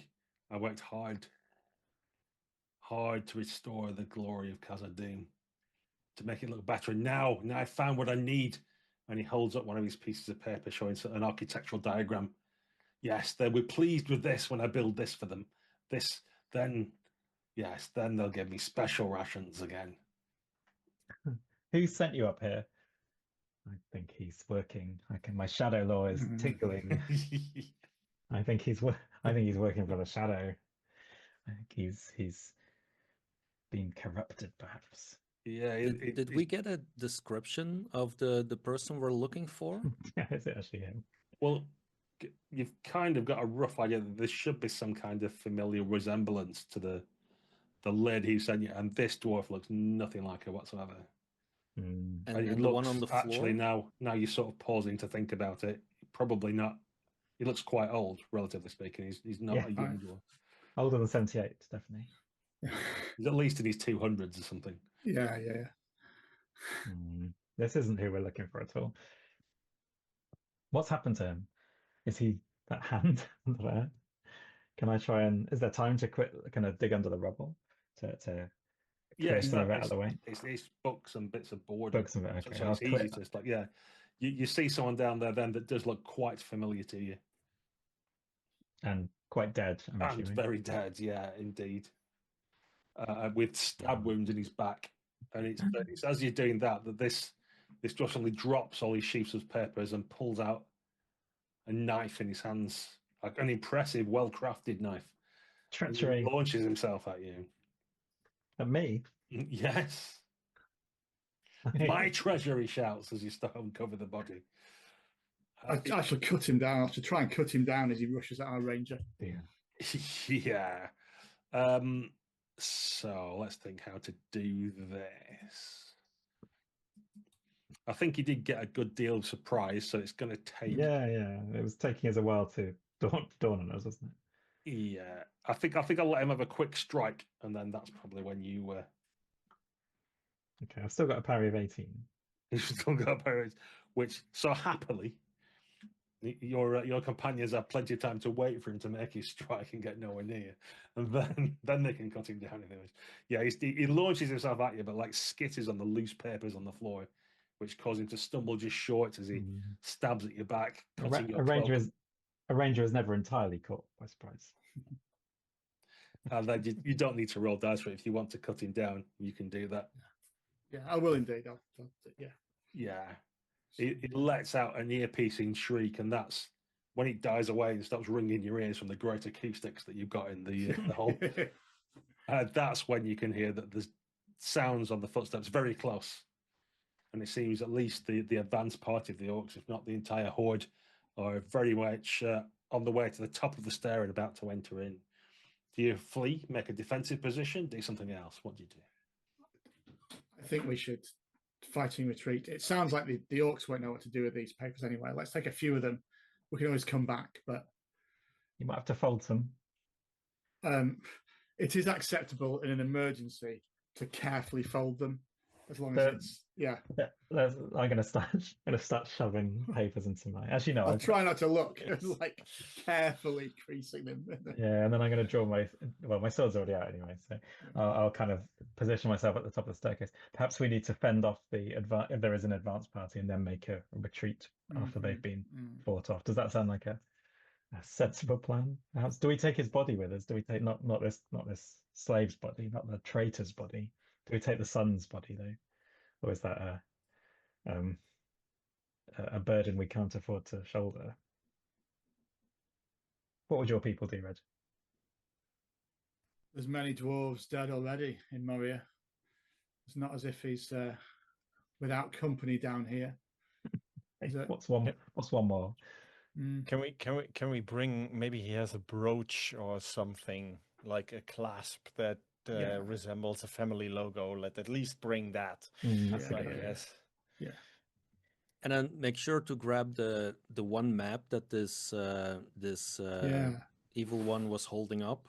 That seemed to be important. Yeah, it was an architecture diagram. But yes, certainly you can take that, no problem. And just as you finished making your preparations, that's when, of course, the first of the orcs burst through.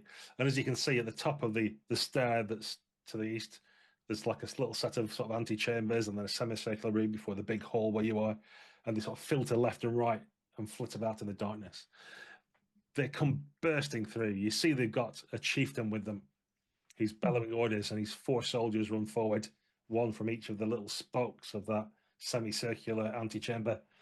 There's goblins, 3 in the background, who are going to fire arrows from the dark after applying poison to them. And probably most worrying of all, you see a cave troll slinking its way forward. Oh my god! Luckily, we know that the main doors can be barricaded against a cave troll. We've read the one round. We read the emergency exit instructions when we went into the room. I'm just going to make the token for the troll a bit bigger to make it more obvious. Wise, yeah. So can we have an opening volley? Is that yeah, possible? you all get to have an opening volley if you let me know who you're attacking. I can tell you the parry if it's not something you don't know. I'll heft my spear at one of the goblins, I think. Yeah, no parry for goblins, so straight roll. Okay. That is a great success, so 10 damage. Yeah, your spear pierces him in the chest and kills him instantly. That's his tradition by now. Yeah. I shall throw my... Sorry, go on. I was going to say, it sends him toppling back down the staircase.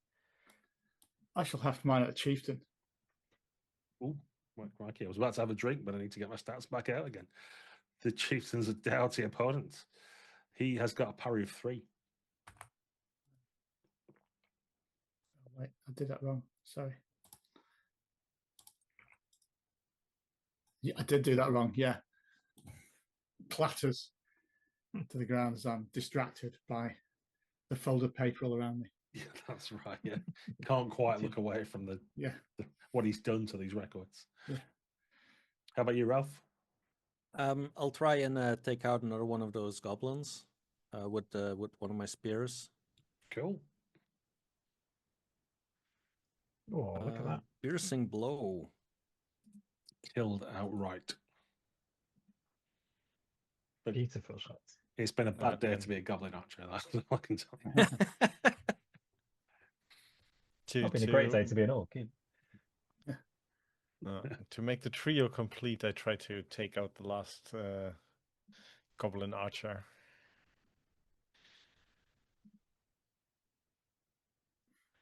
with a great success. So that would be, what, 3 plus my strength, right?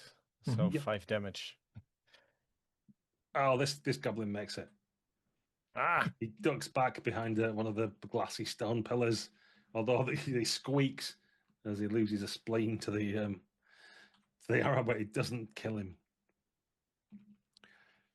Happy days. Right. So with most of the archers sort of taken care of, for now anyway, you have the opportunity to pick your stance. Is everybody happy with what they've got? I think I'm going to stay in open stance, I think. Although an intimidate foe sounds quite good. But I think we'll stay in open stance for now. Yay, for everybody at home. I'm just trying to put some of the parries on the screen from my, I can't spell cheating at all, but you guess what, you know what that means.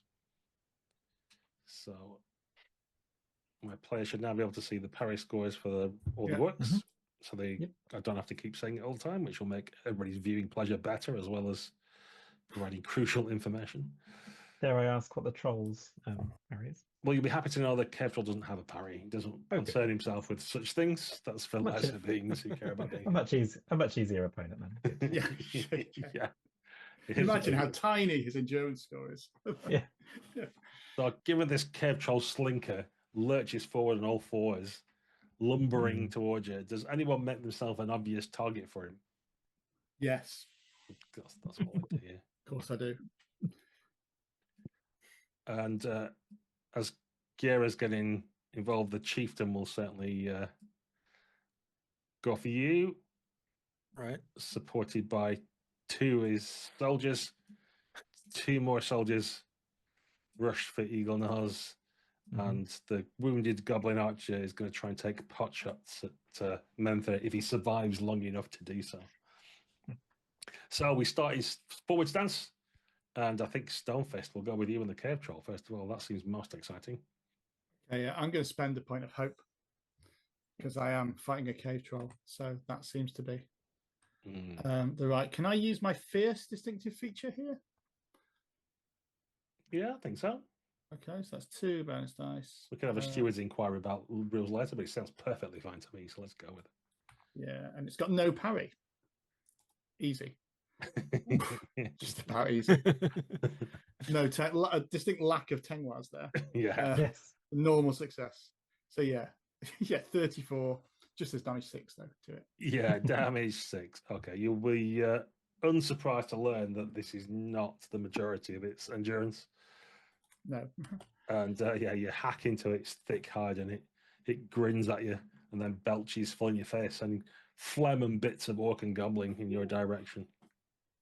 Nice. As it raises up its big club. Very good. Gary, you're also in forward stance. You're going to try and fight the chieftain or fight off one of his soldiers that he's trying to shove in the way. Yeah, I will boldly take on the chieftain, taunting him to make it a duel instead of being cowardly with these henchmen. In broken tongue, he says, yeah, duel. Get him, lads.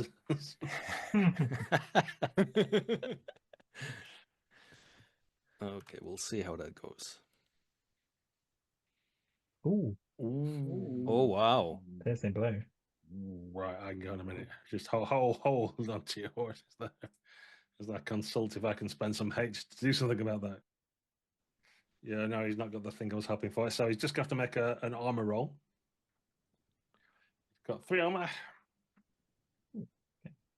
Which is quite good. What's the injury rating of your thing? 16, is it? Yes. Oh, bad news bears. He only gets an 11. So yes, you kill him. Brilliant. Oh, wow. It's a matter of perspective though, isn't it? Yeah. Bad news. Yeah, Maybe depends he's on on whose the team troll. you're on. Obviously, I'm on Team Sauron right now, so nothing personal. Well done. Oh, the chieftain had some cool things to do, but unfortunately, he can't do any of them with a sword in his throat. Perfect. Very That well. was Eagle nose. unexpected even for me. Yeah. I think maybe you did that little elf dance, and I was shouting, "Gira, get back! What am I? Oh. prepared for this exact situation. Eagle Nose, you get a chance to act next. So I'm going to slash at or stab or whatever at the one of the orc soldiers that I'm fighting. I can see that my companions are managing ably at the front. I get a great success, so that does 12 damage to the orc soldier. It's exactly enough to kill one. Good. You guys are just too good at this. It might actually come to a Balrog after all. Who knows? We have to get out of here first. This is only the vanguard, right? Yeah. Mentha, you get to act in rearward before the shadow yes. creatures can fight back. I will shoot at the goblin again that tried to creep behind the pillar. He's visibly shaking and voiding himself. And that is another 5 damage. And that is how he dies. Excellent. Sad. I was hoping at one point I might be able to get one arrow off, but sadly, no. He thinks he's hidden, but not from the sharp eyes of Mentha. Very well. Well, a good showing from the heroes. Now we get to see if the creatures of darkness have got anything to show for themselves. So the Cave Troll Slinker is Hef's club trying to smash the dwarf and turn him into a palatable paste to suck down. Gandalf again. Mm-hmm. It's just at the last minute that one of the torches gets near his face and he pulls back from it, shies away, and his club goes wild. Perfect. How very disappointing. 2 soldiers are going to try and kill the man in front of them, though, because there's suddenly been an opening for a new chieftain and what they want to show off who's best. So let's roll for that. Scimitars flash in the darkness. 10, 11, that's going to be nowhere near your parry. And what's more? I'm more optimistic about this. 16, is that better than your parry? Or Yes, it is. it is. Okay, you take 3 damage, 3 endurance from a scimitar. This crooked, battered metal blade scratches across you. Then you worry about what infection you might get from the wound rather than how deep it goes. And attacking the ranger as well. Another one's heartened by this. Dear me. Your parry's still 18, I take it. Nothing untowards happened in the intervening time. So he flashes his scimitar at you, but you contemptuously knock it to one side. Okay. New round. You can change your positions if you so wish. You can still hear, of course, that there's movement on the stairs. I think we need to finish this a bit quicker. I'm going to go forward. And I think I might go to help Stonefist with the troll if I can. Okay, there's still an orc's going to follow you and try and stab you in the back as they want. Everybody happy? Can I? Oh, I was going to say, I can still attack the troll, but stay in open, right? Yes, it's an abstract combat, so it's Yes, just okay, how so reckless or whatever you're being when. Let's do that. I would like to attack the troll, but I don't think I particularly want to give the troll an extra dice against me. Yeah, exactly. Okay, Stonefist, back to you. This cave troll had to rush away from you, but he's coming back on again stronger than ever. Let's see. Oh, that'll do. Great distance Nice. blow. I'm not using it with 2 hands, so injury 18, and that is 13 damage. This is terrible, terrible news for the bad guys. Hmm. Watching on the Palantirs at home, Sauron and the boys are looking very disappointed with this. There's lots of these going. Need to send a new chieftain from Matt Gunderband. Yeah, he's got 3 armor, and what's more, he's got a thick hide, so I'm going to spend a point of his hate to get an extra couple of dice on his protection roll. That's plenty. Yeah, it should have been a piercing blow. It looked like it was going for his heart, but he just twists at the last moment, and some of the big thick warts on his shoulder take the blow. And although there's pus and blood squirt out, the troll still persists. Gera, you've got 2 orc soldiers still trying to prove themselves against you. Yeah, I'm gonna make sure that they know that they're not gonna replace their leader anytime soon. It's a regular success, so that would be 4 damage, I guess. Yeah. It's not the most devastating strike, although you do show that you can hit them, which is more than they could do to you. And so the fight continues. Just make note of that. And then we've got Eagle Nose. So I'm going to spend a point of hope because I am, because of my shadow law, I fought these trolls before in the shadows of the Misty Mountains, and I know exactly where to strike with my longsword. So I'm going to hopefully get some bonus dice against it. Literally, hopefully. Literally, hopefully, exactly. A great success, in fact. So that would be 12 damage to it. This is the troll, yeah? It is the troll, yes. Okay. It's not that I don't think you can handle it, Regin, but No, much appreciated. You know from experience that blow would have killed an orc soldier outright. As it is, it takes a gobbet of flesh out of the troll, but all it seems to do is make it angrier. okay, that was my intent. Yeah, thank you. Mentha. Yeah, I see that Gira is a little bit in a pickle for with 2 soldiers. So I will pick off one of the soldiers and try to. It's a piercing blow. Oh, another one in the eye. Is indeed. Let me just check their armor again. They're not as well armored as a troll or a chieftain, but we'll roll anyway. 14. Not good enough. Your arrow strikes down a soldier, evening up the odds for Gira. Thank you.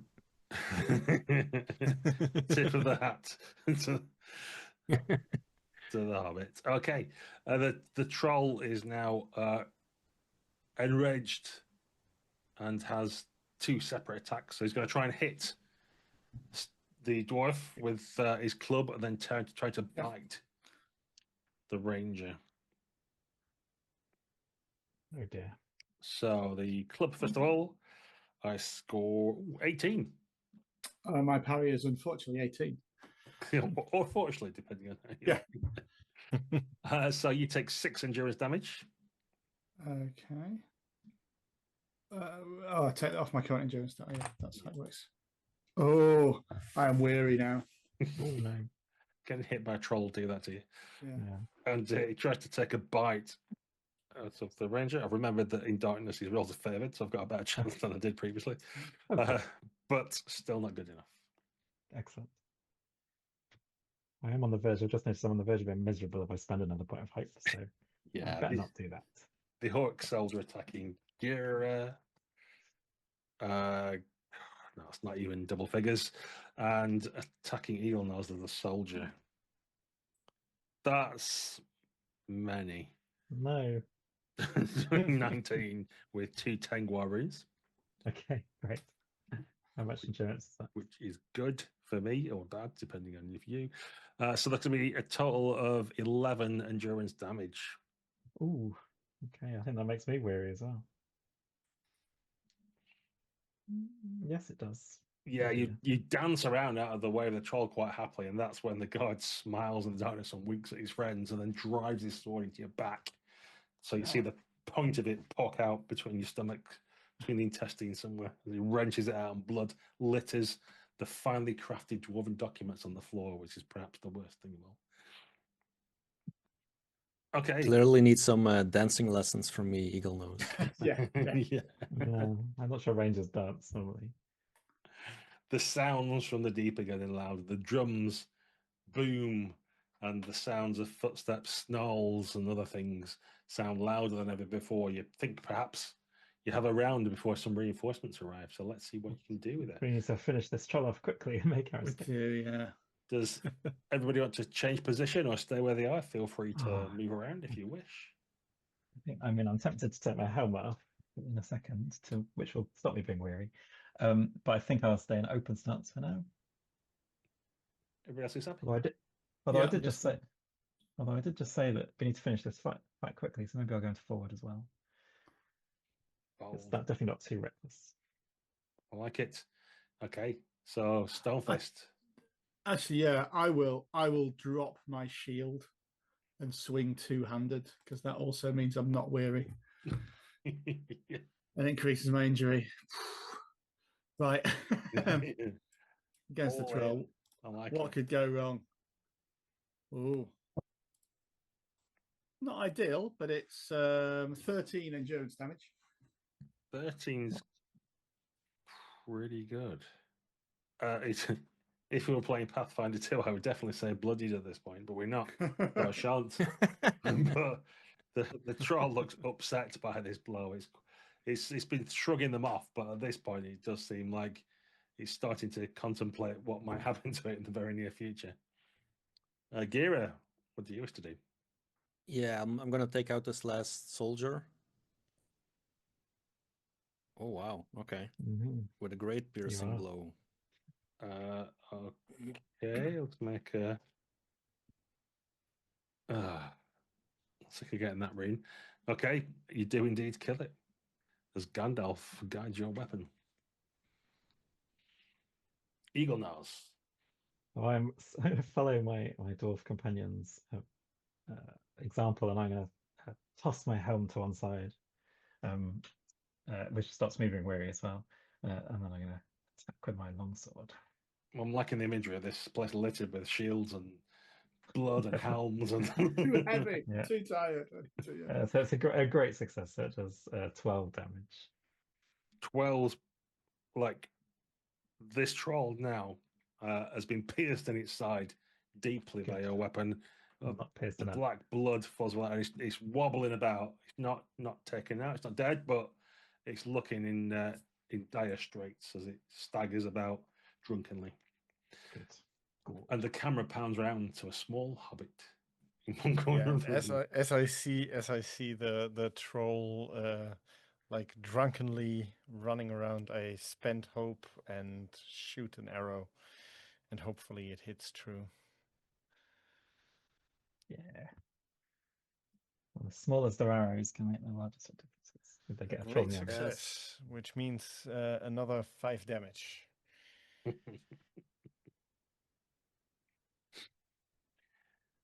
I'm going to be. Am I going to be generous? Should I be generous?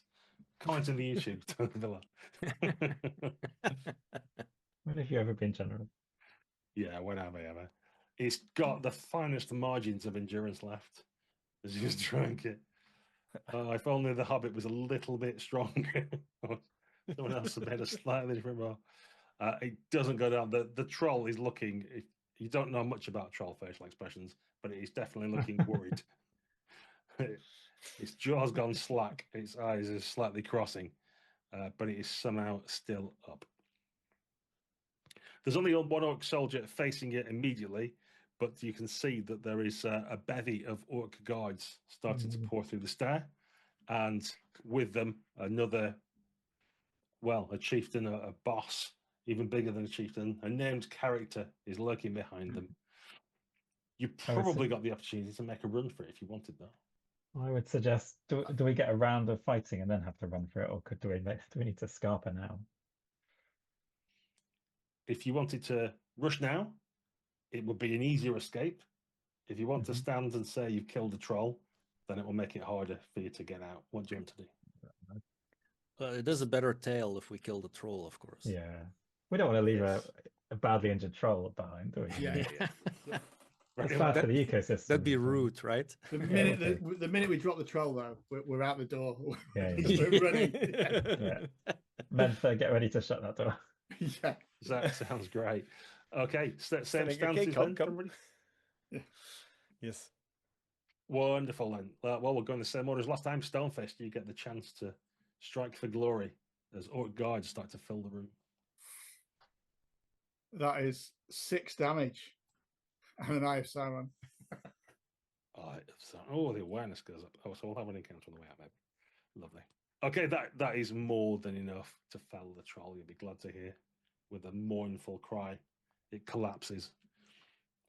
The soldier nearby falls to the ground as if he's dead, like looking sideways, left and right, hoping that he'll get away. Nobody, yeah.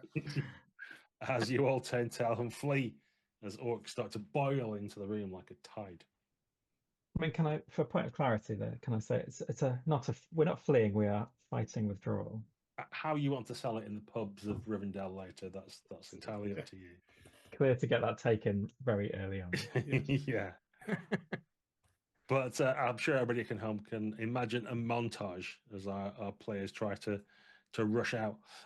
What I'm going to call for is an athletics roll to see if you can rush back. There were things like chasms and broken wells and all sorts that you had to navigate. Can you lose them in the darkness? Okay. We each roll separately, or is that I think each roll separately. Maybe some people yeah. get separated, maybe not. Oh boy.